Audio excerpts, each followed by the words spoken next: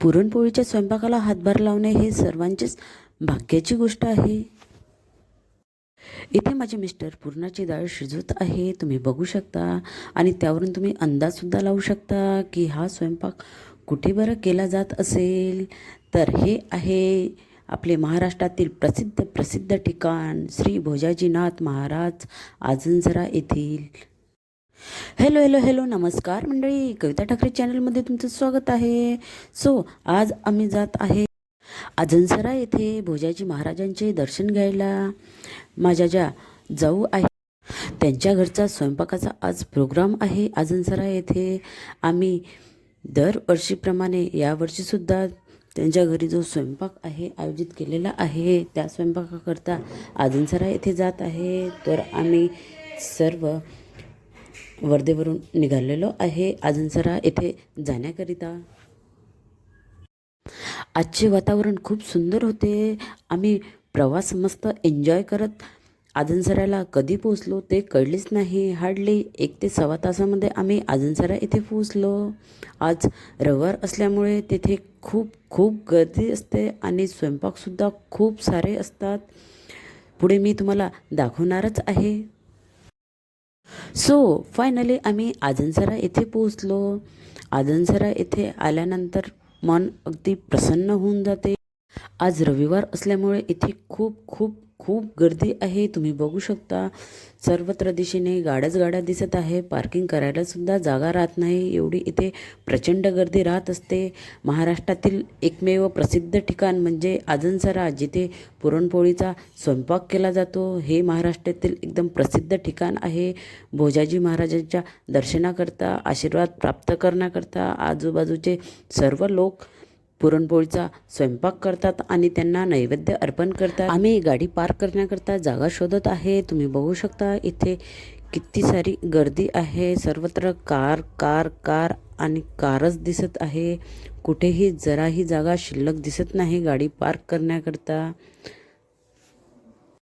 एवढी सारी गर्दी प्रत्येक रविवारी आणि बुधवारी राहत असते. जास्त करून जानेवारी महिना सुरू झाला की तेव्हापासून स्वयंपाकाचे प्रमाण जे आहे ते खूप वाढते. अशाच प्रकारे येथे प्रत्येक बुधवार आणि रविवारला खूप प्रचंड अशी गर्दी राहते. नंतर आम्ही थोडे पुढे गेलो.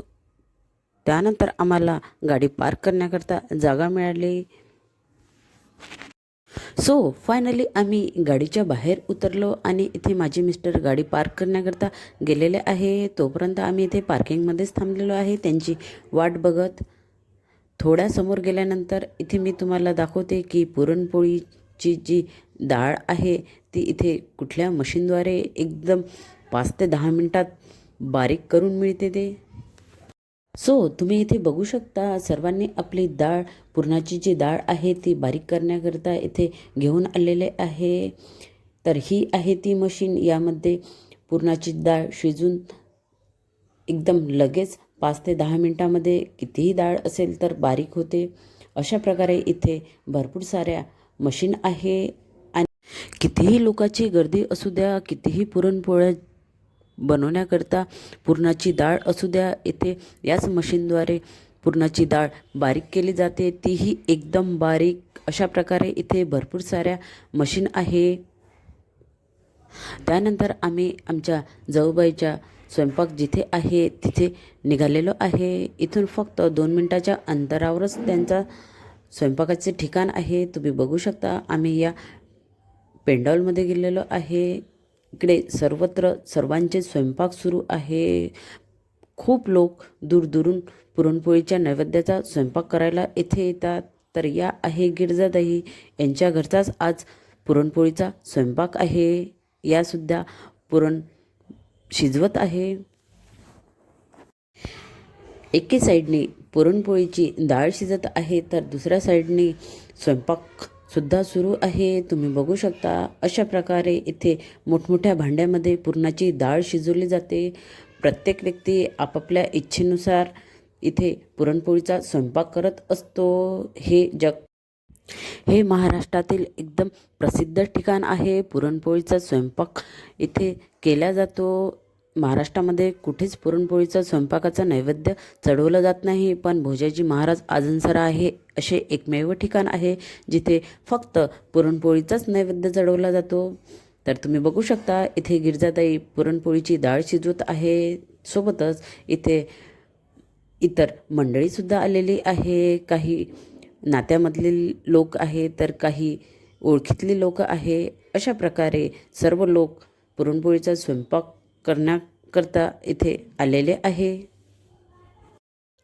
इथे माझे मिस्टरसुद्धा पुरणपोळीची डाळ जी आहे ती शिजवण्यास हातभार लावत आहे.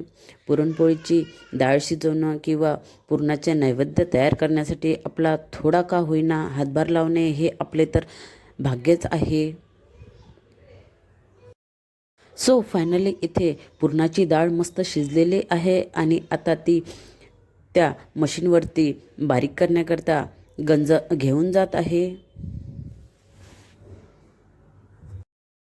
आजनसरा येथील जो कोणी पुरणाचा स्वयंपाक करतो येथील पुरण एवढं रुचकर आणि एवढं भारी लागते की तुम्ही ही चव इथेच अनुभवू शकता. तुम्ही घरी कितीही सुंदर पुरण केले तरीही इथल्या पुरणाची चव तुम्हाला कुठेच येणार नाही, ही माझी खात्री आहे.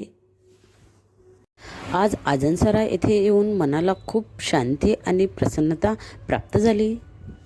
त्यानंतर आम्ही सर्व भोजाजी महाराजांच्या दर्शनाकरता मंदिराकडे निघालो.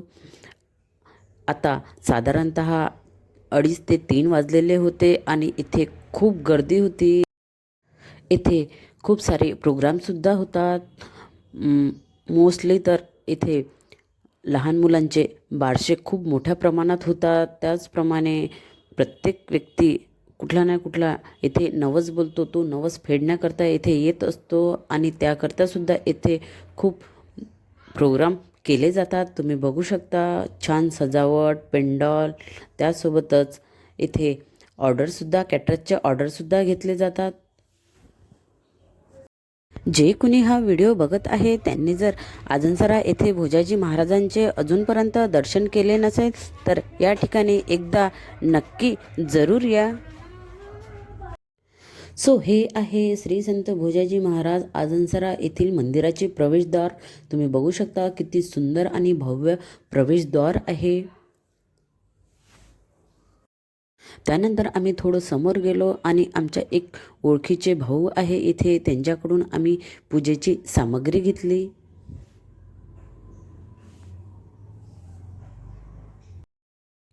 थोडं पाणी पिले आणि इथेच चपला काढून ठेवल्या आणि पूजेची सामग्री घेऊन आम्ही दर्शनाकरता निघालो.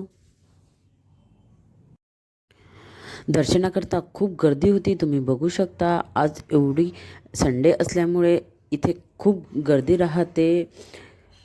आम्हाला कमीत कमी दर्शन करण्याकरता 1 तास लागला. तुम्ही बघू शकता अशा प्रकारे इथे खूप गर्दी असते. आतमध्ये व्हिडिओ किंवा फोटो काढू देत नाही, त्यामुळे मी बाहेर स्क्रीनवरील भोजाजी महाराजांची प्रतिमेचे तुम्हाला दर्शन करून देत आहे.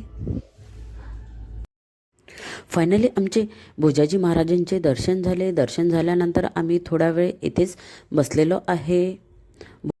अशा प्रकारे आमचे खूप छान भोजाजी महाराजांचे दर्शन झाले आणि त्यानंतर आम्ही पुन्हा आमच्या पेंडॉलकडे म्हणजे जिथे स्वयंपाक आहे तेथे निघालो.